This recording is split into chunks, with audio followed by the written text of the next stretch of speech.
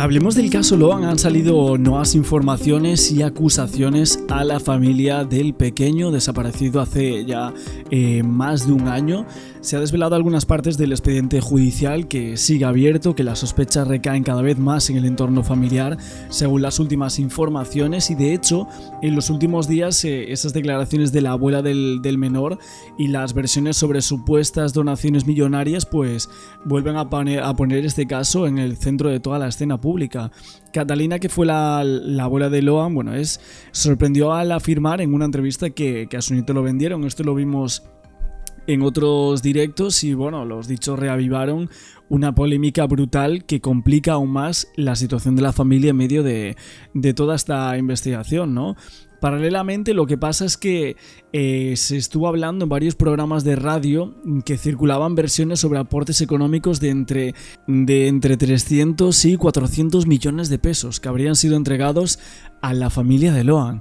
Esto son informaciones que hablarían de 300 millones de pesos, serían alrededor de 180.000 euros. Si hablamos de un poco más, incluso podría haber llegado a los 200.000, una cantidad exorbitada. Y según explicó Rafael Palacios en un programa de radio, dijo que no se registraron cambios en el estilo de vida de los Peña, que la familia seguía igual y que no había esta cantidad tan elevada como ahí se refiere así en el expediente. Mencionaba este hombre que el padre y un hermano de Loan debieron reparar con sus propios recursos el techo que estaba deteriorado de la casa de la abuela. La madre del niño, María, también se refirió al clima social de la localidad de 9 de julio. Aseguró que la comunidad se encontraba dividida en dos, un sector que responsabilizaba a las autoridades por la desaparición, mientras que otro apuntaba directamente contra la familia. Así, María Noguera, que es la madre, lamentó, además de que muchos de quienes critican, que nunca se acercaron a su casa a dar ninguna mano, ni nada. O sea, entre estos testimonios contradictorios, rumores sobre dinero, tenemos acusaciones cruzadas. La investigación por la desaparición de Loan sigue sin arrojar nada de luz, evidentemente, y aparte tenemos aquí esta polémica. ¿Realmente recibió tanto dinero la familia de Loan? ¿En qué gastaron en ese dinero? ¿Tenían deudas muy importantes con personas quizás muy problemáticas para ellos? Vemos como que en Corrientes todo el impacto de este caso parece que está dividido ahora mismo en dos partes. También la causa dividida en muchísimas, pero la opinión de la gente obviamente también en estos últimos días, y de hecho es como que venimos todo el tiempo hablando de un poco de la familia, ¿no? Que si el padre salía en estos vídeos, salía lo otro. Luego también vimos que salían cosas acerca de la madre, esas supuestas contradicciones. Luego la abuela diciendo que habían vendido al niño, pero ¿quién lo había vendido, no? Realmente, ¿sabía algo detrás de la familia? Los hermanos con el tema de las deudas. Hay mucho en juego, evidentemente, y aquí, vamos a ver un poco de programas sobre este caso y ahora seguimos comentando más cosas. Atención con esta información que es de último momento. Caso Loan. ¿Recuerdan ustedes que se había conocido que el comisario Maciel había pedido revocar el poder del doctor Miguel Ángel Pierri? Volar sin gastar. Atención con este documento que vamos a conocer de manera exclusiva. El doctor Miguel Ángel Pierri le reclama 60 millones de pesos al comisario Maciel de honorarios. El propio Pierri pide que lo quiten de la causa porque Maciel no le pagó los honorarios. Miguel Ángel Pierri no trabaja por prensa, trabaja por honorarios. Mira, esto es que ni siquiera lo habíamos visto nunca, el tema de este abogado, pero bueno, como son tantos abogados los que defienden a uno, a otro, son 7 detenidos, luego otros 10, luego que si los familiares tienen cada uno un abogado, al final unos, de hecho hubo abogados que estuvieron con alguno de los detenidos, luego se fueron y vinieron otros, o sea que conocerlos a todos es prácticamente imposible en este caso, La negativa del pago, pide el doctor Pierri que lo aparten de la causa. Sí, te leo el texto exacto que ahí está bajando producción para que lo podamos compartir con ustedes. Desde la semana anterior se había puesto en conocimiento del señor Maciel que la falta de cumplimiento al acuerdo de honorarios tornaba imposible seguir cumpliendo con nuestra labor profesional en la presente causa. Por supuesto, habla de Miguel Ángel Pierri y todo el equipo de abogados que está asistiendo a la defensa de este hombre, y que ante su silencio, el día de la fecha, el doctor Díaz se comunicó con el señor Maciel. 2 audiencias, de las cuales pude participar en la segunda audiencia. Recién escuchó el comunicado del doctor Pierri, durísimo contra su cliente, diciéndole que no le había pagado Maciel sus honorarios de 60 millones de pesos y diciendo que va a iniciar acciones legales contra el comisario. Sí, estuve escuchando. Me estoy enterando por ustedes, sí. ¿Tiene alguna crítica que hacer respecto a la labor de Pierri, o su cliente le transmitió por qué estaba disconforme respecto a esa defensa? Sí, por supuesto. En primer lugar, tengo para decir que sí, mi cliente estaba disconforme con la defensa. Y en segundo lugar, digamos, el Código Procesal Penal prevé que el imputado puede cambiar cuantas veces quiera de abogado defensor. Si es que perdió la confianza, si es que por muchos motivos, ¿no? Y respecto de lo que tengo para decir es de lo manifestado por el doctor Pierri, es que, bueno, tengo entendido que no hay un convenio de honorarios que hayan firmado. Bueno, también he de decir que de Maciel esta persona recibió como varias transferencias durante el caso, ¿eh? Transferencias que decían como es para Loan o para Loan o algo así, ¿no? Y las estuvieron investigando, creo que no sé si era tanto dinero. Si no me equivoco, eran como 180.000 pesos o algo así, ¿no? Desde una cuenta de Mercado Pago. Y esto ocurrió, si no me equivoco, como unos días después del caso. Luego hubo más personas que le enviaron que sí 50.000 pesos, luego 100.000, y las transferencias eran bastante claras.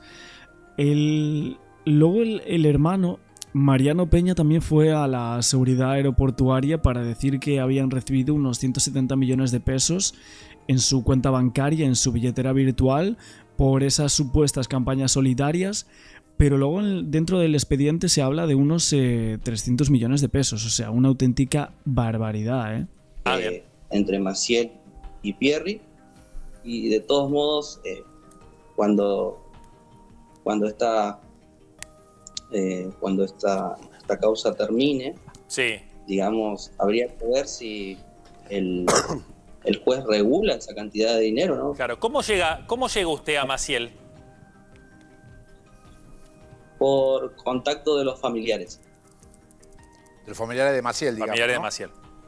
¿Es correntino usted? Familiares de Maciel. Doctor, ¿y usted qué...? Sí. Nahuel Suárez lo saluda. ¿Usted qué es lo que va a buscar en esta defensa? Mire, hoy esta mañana estuve dialogando con algunos médicos de acá de la capital de Corrientes. Sí. Y bueno, le estuve manifestando de que por la experiencia que tengo en estos años de litigar, considero de que en este caso Maciel es inocente de un delito muy grave de lo que está siendo acusado. Entiendo que por ahí...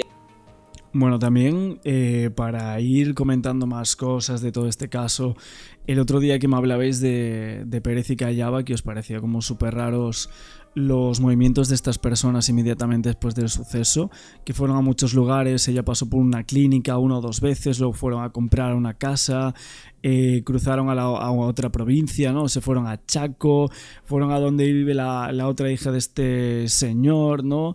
A los pocos días entrevistaron a la exmujer del marino y estaba la hija justo allí al lado con algo de malestar, temor y así. Y no sé, es como que hicieron como muchos cambios, ¿no? Todo el rato y tal, muchos movimientos. Y también otra cosa que estuve viendo, un testimonio de un enfermero que está dentro de la causa también, que declaró bajo juramento que había trabajado con el matrimonio de Carlos Pérez y Callava durante la pandemia en la provincia de Córdoba y que supuestamente ellos se hicieron pasar por médicos pediatras y ahí atendieron a muchos niños, robaron medicamentos del centro de salud donde ingresaron y demás. Pero me llama mucho el atendieron a muchos niños y se hicieron pasar por pediatras, ¿no? O sea, este es Carlos Martín Ramírez. Se refirió a ellos dos como que tenía mucha experiencia en el ámbito de la salud, etcétera, que había trabajado 10 años en terapia intensiva y que se dio cuenta de que ellos no sabían nada. Sabíamos de él, un marino retirado, que en algún momento fueron sindicados por estar ahí en un lugar donde no podían explicar claramente por qué estaban en aquella reunión con la familia de Loan. Después alguien dijo, bueno, chocaron al niño, lo mataron, habían encontrado sangre en la camioneta, después eso decayó un tanto. Sin embargo, Jorge, en las últimas horas, un enfermero de la ciudad de Córdoba acaba de denunciar públicamente que esta pareja de Victoria Callava y Carlos Pérez, en la época de la pandemia, se hacían pasar por falsos médicos. Es decir, al son del caso que conocimos como el del médico trucho, Ignacio Martín, que estuvo en Córdoba, en la ciudad y también en la ciudad de Río Cuarto, este matrimonio también había actuado de manera falsa, con la identidad de médicos cuando no lo eran. Según dice este enfermero, Carlos Ramón Ramírez, de la ciudad de Córdoba, él denunció este hecho a la justicia, porque veía cómo esta gente estaba en contacto con niños, robaban alimentos, robaban la leche. Pero llegó a algo, o sea, realmente la denuncia se vio que está interpuesta. ¿Dónde está eso, no? Robaban, o sea, ¿qué pasaba ahí con los niños? ¿Por qué ellos iban a robar alimentos, etcétera? ¿Por qué harían eso? Claro, es que de ahí nos vamos a respuestas o posibles respuestas que son cada una más macabra que la otra. Y para él integraban una red de trata de personas. Él denunció este hecho ante la sede policial. 2 años después, nadie hizo nada. Y él, por motu propio, vuelve a refrescar esta denuncia. Sí, ellos trabajaron en los dispensarios. Esto empezó prácticamente en pandemia. Yo trabajaba en la terapia intensiva, yo soy enfermero terapista, trabajé 10 años tengo de terapia intensiva. Y en su momento, antes de que asumiera el ministro, que ahora es el ministro Cardoso, él me pasa a mí a los CAPS, a los dispensarios. Él en su momento él me dijo a mí que tuviera cuidado, que en los dispensarios él no sabía bien cómo funcionaban, pero que yo le fuera diciendo, pero sin saber en realidad qué es lo que pasaba en los dispensarios. Así que bueno, justo cuando empecé yo a trabajar, a los meses empezó la pandemia. El jefe, uno de los jefes, en realidad estaba en ese tiempo el doctor Mondate y el doctor Córdoba como jefes de los médicos, y Wilson, una persona que era de la nacionalidad uruguaya, arman un grupo de WhatsApp para viajar a Río Cuarto. Se armó un equipo de 16 agentes, profesionales entre comillas, y empezamos a ir a Río Cuarto. En ese tiempo trabajamos 4 meses y nos llevaban los militares, salimos del Ministerio de Salud y nos llevaban los militares. Hubo un problema ahí después de que terminó la campaña en Río Cuarto, porque está judicializado también, inclusive de un chico que se llama Martín Ignacio, que está de Carlos, porque era médico. Sí. ¿Te puedo preguntar muy puntual qué funciones cumplían en ese centro de salud Carlos Pérez y Mónica Callava? A ver, que estuvo ahí, parece que tiene pruebas este testigo, ¿no? O sea, aquí se ve a Victoria Callava en esta foto y también se ve a Carlos Pérez, ¿no? En las fotos. Vamos a darle para atrás. Victoria Callava, aquí la tenemos. Y el propio Carlos Pérez también sale ahí, ¿no? Más adelante, si no me equivoco aquí. Carlos Pérez, o sea, no hay duda de que son ellos. Había medicamentos para darle a la gente en los otros dispensarios, en Parque La Rosa o en Sol Naciente, pero mucha medicación. Y lo que ahorita no había nada. No había leche, no había medicamentos. Lo atendían médicos truchos, que yo me di cuenta con el tiempo, a medida que fue pasando. Yo tengo mucha experiencia en salud, trabajé 10 años en terapia intensiva, y con el tiempo me di cuenta que estos chicos no sabían nada. Pero nada de nada. Así que Carlos, ¿y cuánto tiempo, según tu testimonio, Pérez y Callava trabajaban como médicos pediatras en ese centro de salud? Mire, cuando yo lo empecé a descubrir que eran médicos truchos, que eran no idóneos. Yo lo denuncié el 2 del 11 del 23 del año pasado. ¿Y qué pasó con esa denuncia? ¿Cómo? ¿Y qué pasó con esa denuncia? Hasta el día de hoy quedaron en llamarme para que yo ampliara la declaración y no me llamaron más. Pará, vos, ¿cuándo te das cuenta que Pérez y Callaba... Hombre, desde el 2021, pues eso parece que no va a nada. Habían trabajado ahí y eran los de esta causa? Porque los habrás visto por televisión, ¿viste alguna imagen? Cuando ellos quedan detenidos en Corrientes, ahí las reconocí. Pero yo anteriormente ya me di cuenta de otros médicos de la introducción. Eran todo un equipo, eran un montón los que estaban trabajando aquí en Córdoba. Claro, ahora entonces, sí. En ese... Claro, o sea, este testigo luego... Pero es raro que tampoco haya nadie más, ¿no? O sea, ¿habrá alguien más que se refiera a Victoria Callava y a Carlos Pérez como estuvieron allí y supuestamente pudieron haber hecho esto? Porque si se hicieron pasar por pediatras y justo ahora están en una causa donde se investiga por presunta pedófila... a ver, esto es bastante grave. O sea, aquí tenemos ciertos puntos y ciertas claves para mover unos engranajes que podrían llegar a entrar en una trama muy grande, muy grande. Y creo que el caso Loan siempre lo ha tenido y no han querido tirar de ella, ¿eh? Equipo sanitario, hay más gente que sabe que Callava y Pérez trabajaron ahí. Claro, Esto es una banda, entonces. Es una banda. Te cuento lo que hacían, se robaban los medicamentos, les robaban la leche a los chicos, comían asado, tomaban vino, metían adolescentes a la cama, porque nosotros hacíamos guardia de 24 ahí. Nosotros hacíamos urgencia y emergencia. Hacíamos 6 guardias al mes y una guardia como para completar el horario que nos exigía la provincia de 12 horas. Y así que nos quedábamos a dormir. Y Armón era tierra de nadie. Bien, ahí la palabra de Carlos Martín Ramírez, por supuesto es el tema central a esta hora en torno a la búsqueda de Loan. Hay que decir que paralelamente, Jorge, la justicia allanó también la casa de la enfermera, donde desde el primer momento buscaba su celular. Bueno, no tenía un celular, tenía 2. Sin embargo, dijeron algo. A ver, cuando salió esta información, mucha gente decía que faltaban pruebas de que para la juez y para los fiscales, porque no las querían ver, que había pruebas de más aquí, pero que no las querían ver. Es verdad que vemos que hay muchísimo en contra de Pérez y Callava, son 2 de los principales implicados, y es verdad que este señor no duda, o sea, habla de corrido, sabe muchísimo, es como que no sé si estuvo pensando en, ostras, que yo vi esto y le debo a la sociedad o le debo a Loan el no haber hablado y no haber puesto más de mí para que cogieran a esta gente que estaban haciendo el mal y que tenían aquí una red de trata muy grande, que justo estaban como pediatras truchos, ¿no? Que sean como falsos pediatras, ¿no? Esa mafia de trata de personas, directores de hospitales que también tienen que ser parte de estos nefastos planes de delincuentes. Habría que investigar mucho por ahí, ¿no? En estos lugares.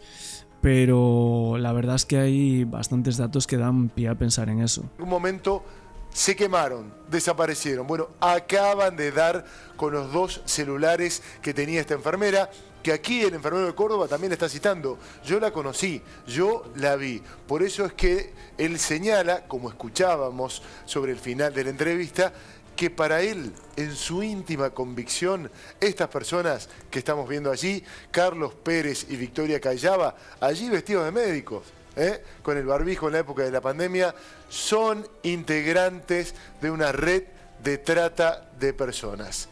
A ver, también lo que dice este testigo es que básicamente él llamó a la Policía Federal cuando se dio cuenta de todo esto y comentó que tuvo un temor bastante grande, que tuvo que desaparecer del grupo de médicos y enfermeros que venían a Río Cuarto, porque él decía que había varios pediatras y varios médicos que eran falsos, que pertenecían todos a una banda.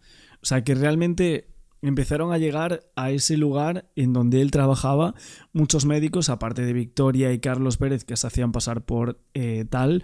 Había otros muchos más que también eran médicos truchos, como él dice.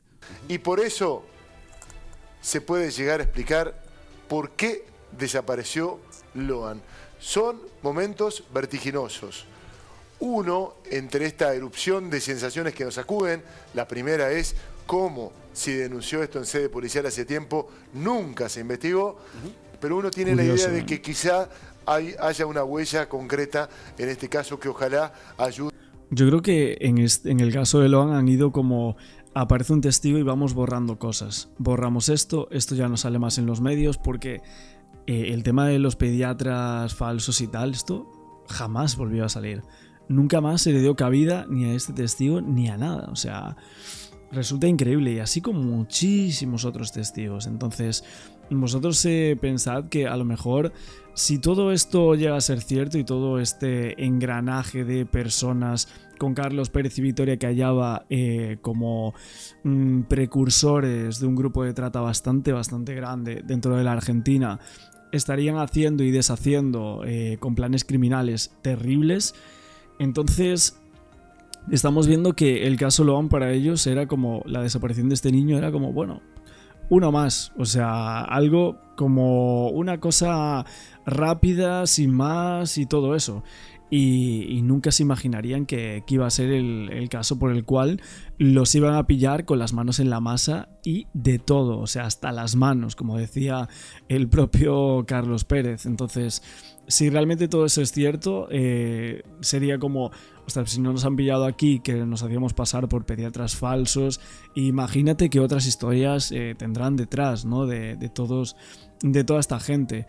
Entonces decir como el caso Loan, bueno, será uno más y ya está, pero al final no lo fue y eso es lo que podemos sacar por lo menos, aunque no se encuentra este menor. A echar luz sobre esa enorme y angustiante pregunta que tenemos, ¿qué pasó con Loan? Y habría que preguntarse por qué la justicia tal vez no investigó, si es que no lo hizo, a estas personas cuando Carlos Martínez realiza esta denuncia. Porque si tal vez se hubiese investigado, si hubiese tomado alguna determinación, hoy no estaríamos hablando del pequeño Loan, un niño que lleva 43 días desaparecido y nadie encuentra. Sí, Bueno, hace bastante de este programa, la verdad. No sabía, pero bueno, también queríamos reaccionar a esto, volver a poner en contexto por qué se decía esto sobre Victoria Callava y Carlos Pérez y algunas cosas que creo que se están quedando por el camino y que tenemos que ir recordando poco a poco sobre el caso Loan Peña. Buenas tardes, Mariano, Javier y a todo el equipo. Sí, en este momento nos encontramos en el Juzgado Federal, donde la información pasó por este lugar, porque bueno, hoy, como ustedes decían ahí en el piso, hubo declaraciones.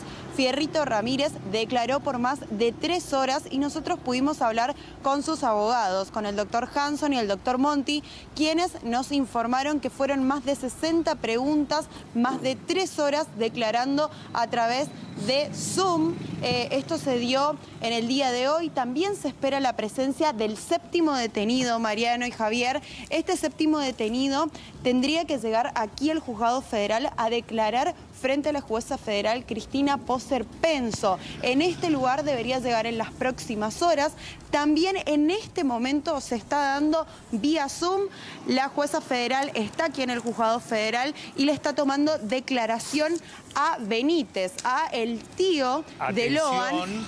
Esto empezó hace 20 minutos aproximadamente. Ahí está la foto, mirá, lo estamos viendo. A ver, es importante cuando se van escuchando las declaraciones indagatorias, por más que sean indagatorias, por más que los imputados puedan mentir, atención al movimiento de las fuerzas federales. Hay que estar atento a esto, Cecilia. Exactamente. Porque puede surgir algún dato de la declaración que inmediatamente te moviliza la fuerza. Sí, totalmente. Y además para, de alguna manera, certificar alguna declaración, lugar o movimiento. Es decir, tanto puede ocurrir en el terreno, es decir, que vayan a algún lugar, como al expediente, aparte del expediente, teniendo en cuenta los cruces telefónicos y demás. Cecilia, a ver, repaso. Nosotros estamos viendo una imagen exclusiva, allí lo están viendo a Benítez. Recordemos que Benítez es la pareja de Laudelina. Laudelina declaró ayer por la noche, terminó hoy en la madrugada. Y no lo dejó por fuera a su pareja, sino que dijo, Benítez estuvo, Antonio estuvo, ¿no es cierto? Sí, así es. Laudelina no lo dejó afuera a su pareja. Recordemos que Laudelina es la tía paterna de Loan. Exacto. Y Benítez es su pareja. Bueno, la realidad es que en este momento está declarando Benítez. Hay mucha expectativa en relación a lo que declare Benítez. Se espera que sean también unas 3 a 4 horas la declaración. La jueza le está tomando la declaración a través de Zoom en este momento. Y el abogado también de Benítez está conectado por Zoom, el doctor Osuna, que se encuentra en Resistencia Chaco. Lo que llama la atención acá en el Juzgado Federal, Mariano, Javier, es este vallado. Este vallado no se dio en declaraciones anteriores. Recordemos que Laudelina fue una de las detenidas que prestó declaración aquí en el Juzgado Federal una semana antes. Y bueno, no hubo este vallado, este operativo de la Policía Federal. Si bien se hacían presentes efectivos de la Policía Federal, no estaba este vallado, que es lo que llama la atención. Bueno, pero lo que pasa... por lo que nosotros sabemos, la información que nosotros tenemos es que este vallado se da a raíz de los incidentes que ocurren cuando Laudelina declara por tercera vez la semana pasada, como yo te decía. Eso y la Hoy tiene que llegar acá... Eso y la autoincriminación. Exactamente. Acá vos tenés, a ver, Laudelina, por más que ella se ubique afuera de la historia, ella de alguna manera declara contra su marido, porque esto beneficia su situación procesal, porque ella, si el marido es el que cometió el delito, ella como encubridora puede zafar. Pero digo, acá lo que se está dando en todos estos días es casi la ingeniería de lo que pasó, de cómo hicieron desaparecer a Loan. Entonces... Obviamente que se pueden prevenir incidentes allí. No, y aparte, ¿a quién van a llevar? Además de que debería llegar el séptimo detenido, Francisco Méndez, el ex policía. ¿A quién van a llevar presenciar allí? Porque el resto de las declaraciones son todas por Zoom. ¿Al comisario? Sí, claro, al comisario, el último detenido, sería el séptimo detenido, tiene que llegar aquí al Juzgado Federal. Claro, por eso. Pero Maciel también. Sí, Maciel también debería llegar el día viernes a declarar. Bueno, esto se está por definir. En principio lo traen aquí a la localidad de Goya, pero bueno, la información que tenemos es que esto podría cambiar, así como cambió el día y el horario de la declaración de Laudelina, también podría cambiar la declaración de Maciel, podría ser vía Zoom. Todavía no está confirmado. Sí, la información que está circulando es que lo traen a la localidad de Goya, pero también esto podría cambiar el día viernes y finalmente él declararía vía Zoom. Cecilia, lo que llama la atención, un dato muy importante con respecto a la declaración de Fierrito, es el dato que nos aportaron los abogados de Fierrito Ramírez, que él sigue manteniendo que ellos no tienen nada que ver, ni Ramírez ni la mujer, ni Miyapi. Él dice en su declaración expresamente: mi mujer y yo somos inocentes. Y también un dato que aportó el doctor Monti es que Ramírez, en su declaración que duró más de 3 horas, no solo dice que su mujer y él son inocentes, sino que también todos los días se preguntan qué pasó con el menor, qué pasó con Loan. Bueno, las comunicaciones asisten a eso, nosotros lo comentamos acá, ¿no? Aparte, a ver, no sé si, la verdad que no sé, hoy para la justicia, en este caso para la justicia, todos están inmersos dentro de la responsabilidad en cuanto a la desaparición de Loan. Es decir, todos fueron funcionales para la justicia, eso quiere decir. Ahora, cuando se agoten los tiempos procesales, la justicia tendrá que decir, bueno, ¿tengo esto como para mantenerlos detenidos o no?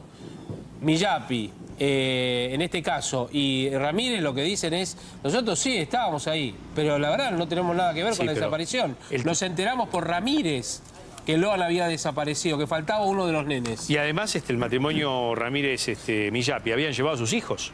Sí. Habían llevado a sus hijos a ese almuerzo. Exactamente, estaban presentes sus hijos. Claro, entonces en la teoría de que quizás el apuntado no era Loan ni era algún otro menor, quizás tengan razón en no tener nada que ver.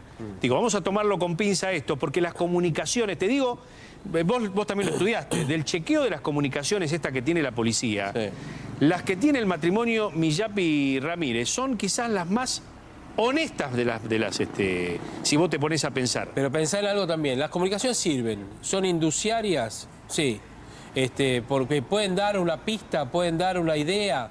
Sí, es como el rastro de los perros, Mariano. El rastro de los perros es un indicio, no es concluyente. ¿Es un indicio importante? Por supuesto, ¿sí? Porque el olfato canino es lo que significa. Todas las pruebas sirven para. Ahora, no hay ni una, en principio por ahora, que alguien nos diga, mirá, hay una comunicación que la verdad los incrimina al 100%. No, pero hay cosas raras. Hay cosas raras. El diálogo de las hijas de Laudelina Peña, esa madrugada, cuando hablan de qué le pasó al nene. La otra le contesta con un audio. Ese audio se elimina. Van a ir todos presos y mamá también va a quedar presa. Son cuestiones raras cuando habían transcurrido menos de 12 horas de la desaparición del nene. Pero como un abogado defensor que podría decir, sí, es verdad. Bueno, pero si desaparece un nene, ¿vos qué pensás que puede pasar si no aparece? Que van a ir todos presos.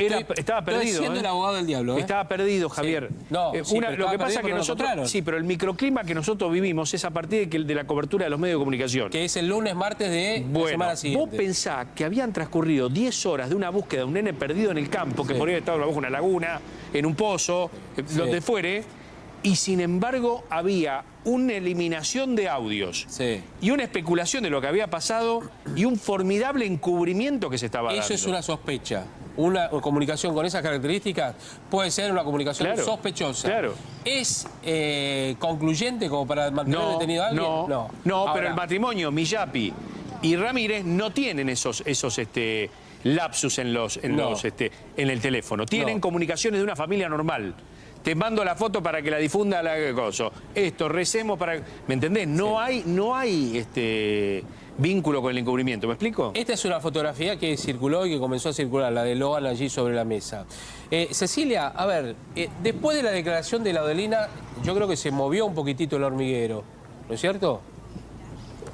Sí, sí, así es. Es por eso que, bueno, hoy también hay un séptimo detenido, que es Francisco Méndez, que también hay una gran expectativa por lo que declare Méndez en relación a lo que pasó o lo que dejó de pasar con Loan. Aparentemente, Francisco Méndez es un eslabón muy importante en la historia y él podría aportar datos que acerquen más a la justicia a Loan, para saber qué pasó con Loan, si alguien lo tiene, si alguna familia lo tiene. Así que bueno, se espera con muchas ansias esta declaración, la declaración del séptimo detenido. Sí. A mí me contaron que este hombre tenía como hacienda ahí, tenía vacas o algún tipo de ganado en esos campos. ¿Es correcto esto? Sí.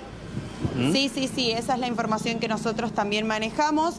La realidad es que, bueno, hay una gran expectativa, Mariano, como yo te decía, porque se rumorea que, bueno, este ex policía tiene mucha información y sabe mucho con respecto también a la participación de el comisario Maciel. Así que, bueno, esperaremos que en las próximas horas aporte algún dato que a la justicia le acerque más a Loan, como yo te decía, pero lo que hoy llama la atención es este vallado. Lo que nos dicen desde la Policía Federal es que es un vallado para que no ocurran incidentes como pasó en la tercera declaración de Laudelina. Recordemos que Laudelina es la cuarta vez que declara y bueno, esta vez pidió perdón por mentir, también aportó el dato de que le pagaron 50.000 pesos por contar la versión del accidente. Ajá. Bueno, Cecilia, escúchame, vamos a retomar el contacto en un ratito. Avisaros si sale alguno de los abogados para poder hablar también con ellos, que son los abogados de Ramírez, en este caso Benítez y compañía, que estuvieron declarando y están declarando todavía. ¿Te parece? Dale. Dale. Estamos muy atentos a lo que sucede aquí. Y mañana vamos a tratar de tomar contacto con el doctor Osuna. Muy bien. Gracias, Cecilia. Nos llama el otro móvil desde Corrientes con Alejandro Puebla. Sale. Mariano, ¿cómo te...? Ahí se cortó. Un segundito. A ver, vamos a Laudelina, ahí está. Donde ahora sí te escuchamos, Alejandro. Tuvimos que ir recorriendo... Bien, Mariano, ¿cómo te va? Buenas tardes. Un día muy agitado, te decía el 9 de julio, tuvimos que ir recorriendo diferentes lugares. Está viniendo una delegación de Goya para acá, no sabemos a qué. Va a haber una especie de operativo. No sabemos si van a allanar la casa de Méndez o si van a realizar otro tipo de operativo en la zona. Obviamente estamos atentos. Ahí va a venir Sebastián Méndez a hablar con nosotros, que es Sebastián Izarralde, que es el intendente 9 de julio, un cachito, porque hoy lo nombró el viceintendente. Hoy el viceintendente dijo en una de sus declaraciones como que el viceintendente sabía el prontuario de Maciel. Y el intendente una y otra vez repite que no sabía el prontuario de Maciel. Y no solamente... Ahí se cortó otra vez, Alejandro. A ver, estamos esperando justamente al intendente de allí de 9 de julio. Alejandro está el 9 de julio. Exactamente. En la localidad de 9 de julio, que es el centro o el epicentro, obviamente, de toda esta investigación. Después vamos a hablar con Alejandro porque los lugares son muy importantes. Sí. Y reparo una vez más en el lugar donde creen que lo enfriaron. Lo enfriaron al nene. Se dice así en la jerga, quiere decir que lo retienen y lo guardan un rato, ¿sí? Y después lo entregan. Creen que fue en la escuela abandonada. Exacto.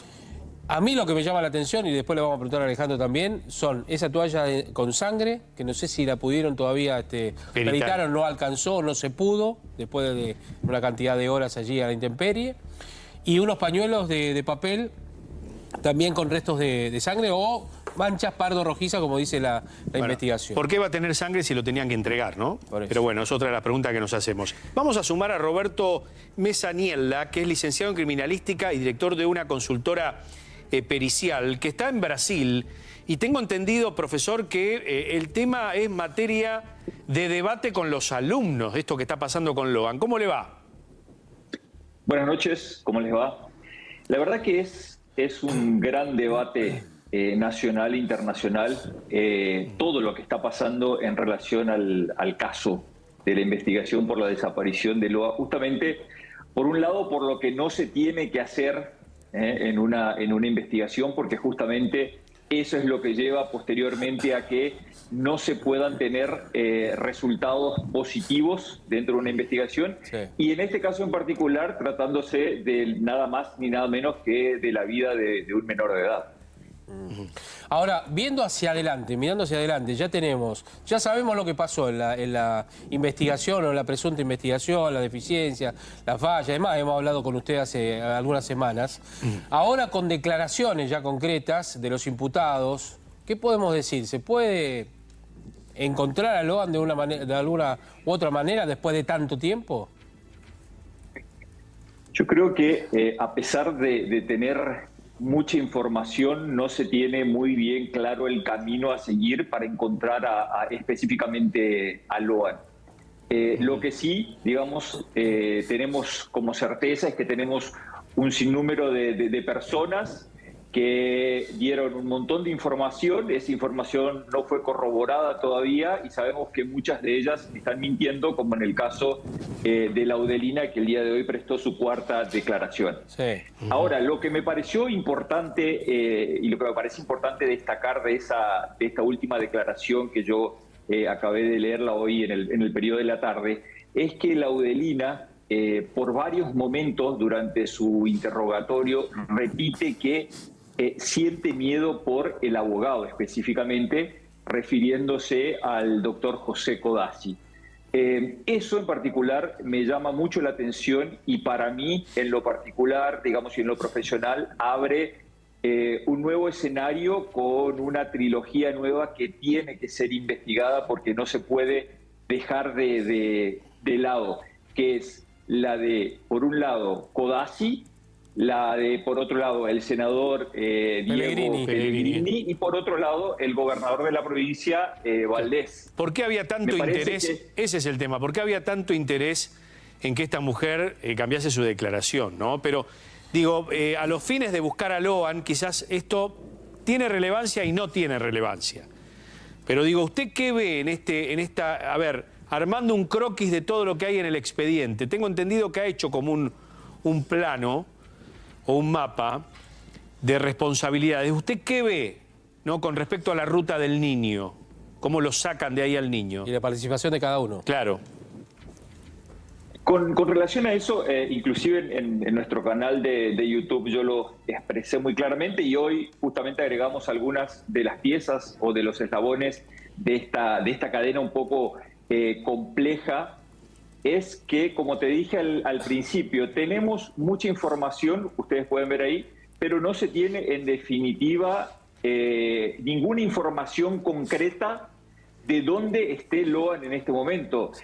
Hay una cosa muy clara también, y que lo repitieron todos los medios en estos días, es que la justicia federal tampoco ha pedido una ayuda internacional como para poder reunir otros actores en la búsqueda de Loan, considerando que Corrientes se encuentra en un punto estratégico y muy cerca de las fronteras y, como lo dije claramente, con fronteras muy frágiles también. Lo que pasa es que, a ver, lo que quisieron hacer, a ver, uno interpreta ahora, ¿no? Lo que quisieron hacer con Laudelina para que de esa declaración inventada, yo creo, es zafar de la sospecha de la trata de personas o de la sustracción de un menor con fines de comercialización o entrega a una banda criminal y demás. Entonces lo que quisieron hacer con esa declaración es culpar pura y exclusivamente al marino y a la funcionaria, lo atropellaron y quisieron ocultar el cuerpo. Punto. Y ahí que sea todo en un homicidio culposo, con ocultamiento, un menor y lo que sea, ¿o no? No, yo creo que más allá de esto, digamos que es claro de que ha habido un intento de desviación justamente del ojo de la investigación. Tenemos que considerar los actores que intervienen, estos tres actores que intervienen. Un senador de la provincia, el propio gobernador, que sale justamente con esta noticia como resolviendo prácticamente el caso, y obviamente este abogado que es quien coachea de alguna manera y quien monta toda esa historia para que, no solo monta, sino también lo graba para que Laudelina diga lo que se le mandó o se le ordenó en decir. Lo que pasa que en ese esquema vos tenés que averiguar si realmente el matrimonio de Cayaba Pérez, estamos hablando de la exfuncionaria y del marino, son víctimas de esta historia o realmente son un eslabón. Porque si la idea era operar un formidable encubrimiento con instituciones del poder involucradas, quizás necesitaban un chivo expiatorio y quizás plantaron lo que después detectaron los perros. Pero entonces se envenena todo acá. Pero acordate de algo, los fiscales que los meten presos, porque meten preso primero a Benítez, a Cayaba y a Ramírez, y también al comisario, y también obviamente a Pérez y Millapi, ¿no es cierto? Sí. En realidad es al revés, Pérez y Cayaba, a la funcionaria y al marino.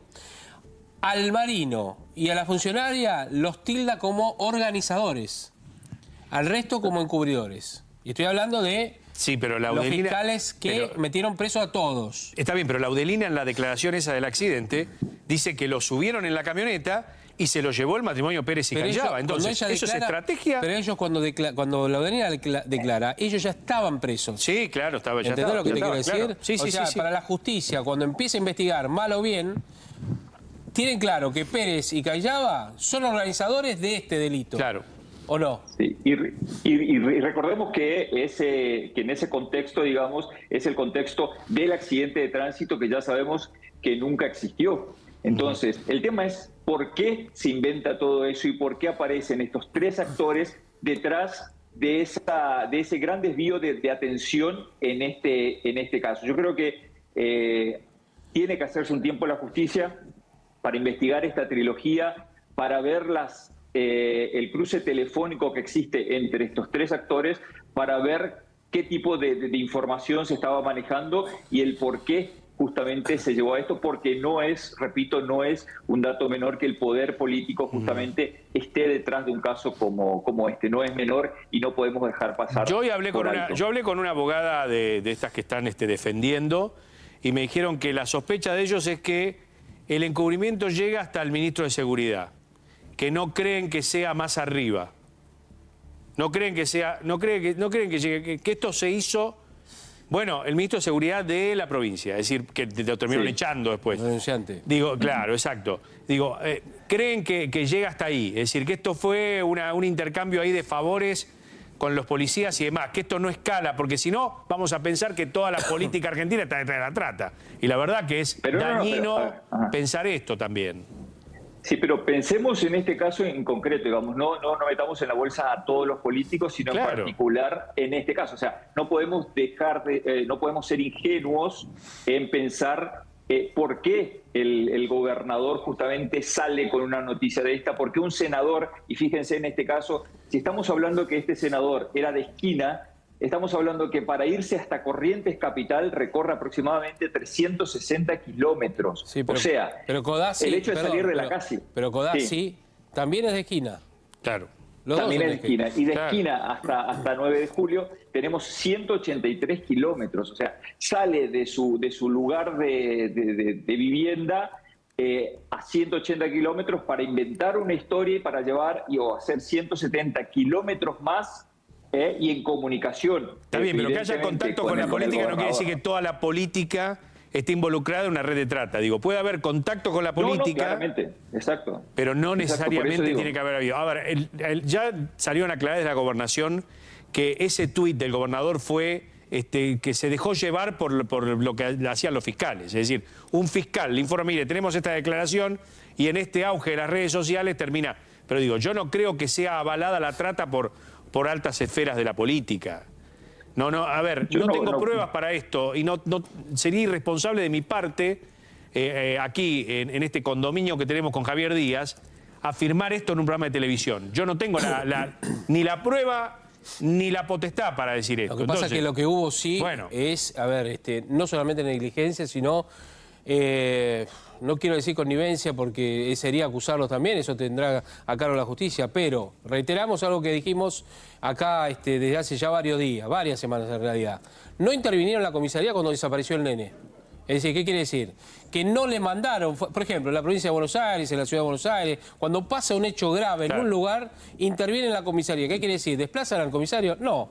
Llega una fuerza especial o una división especial para investigar un delito especial, como en este caso. Sí, y asuntos internos. Acá tenés a Vidal, que nos visita hoy. Sí. ¿Cómo le va, ¿Qué tal? María Buenas Peña? noches, ¿cómo están? Echó 12.000 policías con asuntos internos cuando fue gobernadora. Pero el asunto interno viene después. Bueno, está bien, pero yo estoy hablando de la división. Esa es la manera de proceder. Una división de la policía correntina que investigue, por ejemplo, la presunción de un delito como el de sustracción de un menor o trata de personas y demás, que los tienen. Después intervendrán las fuerzas federales si se necesita. Ahora, no lo hizo. Y no solamente el ministro de Seguridad y el gobernador, que es responsable del ministro de Seguridad, que después terminó echando, no hizo eso con la comisaría. Y no lo hizo, y además designó en esa comisaría, el ministro de Seguridad, a un policía que estaba denunciado por abuso sexual, con una causa en trámite. Porque Maciel. Maciel, que está preso. Bueno, y que además pero terminaron echando al ministro de Seguridad, ¿o no? Sí, pero ya el Loan ya estaba desaparecido hace 20 días, 15 días. Entonces, todo está mal. Todo está mal desde el arranque, pero antes de que desapareciera el Loan está mal. ¿Se entiende a lo que voy? Entonces, todos son responsables. Sí, políticamente, judicialmente, ¿o no? Exacto. Yo no estoy en este caso, digamos, poniendo o sentenciando de alguna manera o diciendo que el gobernador tiene una participación en esto o que el poder político tiene. Llama sí la atención y por eso dije en un principio que debería ser investigado esta trilogía, porque no es común que un senador de la provincia se desplace en un caso tan caliente como este, desde su lugar de origen hacia otro pueblo y de ahí a la capital, para justamente llevar una persona que saben que va a mentir, porque no es que a Laudelina se le ocurrió ese relato. Se sabe por boca de ella misma de que todo ese relato fue armado y coacheado justamente por el doctor Codazzi. Entonces, eso es a lo que me refiero. No es una casualidad, digamos, que el senador haya estado por cerca del 9 de julio y de ahí se haya ofrecido a llevarla a la capital. Entonces, hay un contexto ahí que tiene que ser investigado. Sí. Igual a Laudelina no le creen todavía, en esta declaración no le creen al 100%. Laudelina en un momento determinado dice, y puede haber sido, pero ¿usted vio algo? No, yo no vi nada, no sé, no digo que se autoincrimine, no cuenta todo lo que sabe. Esta es la realidad. Yo creo que no se les cree. Yo creo que no se les cree a nadie hasta el día de hoy. Y lo que hay que hacer efectivamente para poder empezar a darle credibilidad a cada una de los informantes y de los testigos es que justamente se corrobore esto con todas las pruebas que se levantaron del lugar. Esto es, las llamadas telefónicas principalmente al cual se le están dando o se le está dando muchísima importancia, pero que al final de cuentas eso va a llevar un tiempo considerable poder analizar la información. Extraer es una cosa, analizar es otra. Y una vez que se analiza la información, se tiene que vincular a cada uno de los testigos o de las personas que están detenidas para ver si en un determinado momento dijeron que estaban en comunicación con fulano de tal, si las antenas justamente captan. Igual y eso vuelvo ya a está, repetir. Ya está, Roberto, ya está hecho y no hay muchísimo. Ayuda, sí, es una ayuda y nada más. Roberto, gracias por este contacto, gracias por otra vez charlar con nosotros desde allí y contarnos un poco también el análisis como experto en la materia. No, gracias a ustedes por la invitación. Hasta luego. Gracias. Bueno, casi sobre las 18:30 ya está Gonzalo Prado con nosotros, el equipo.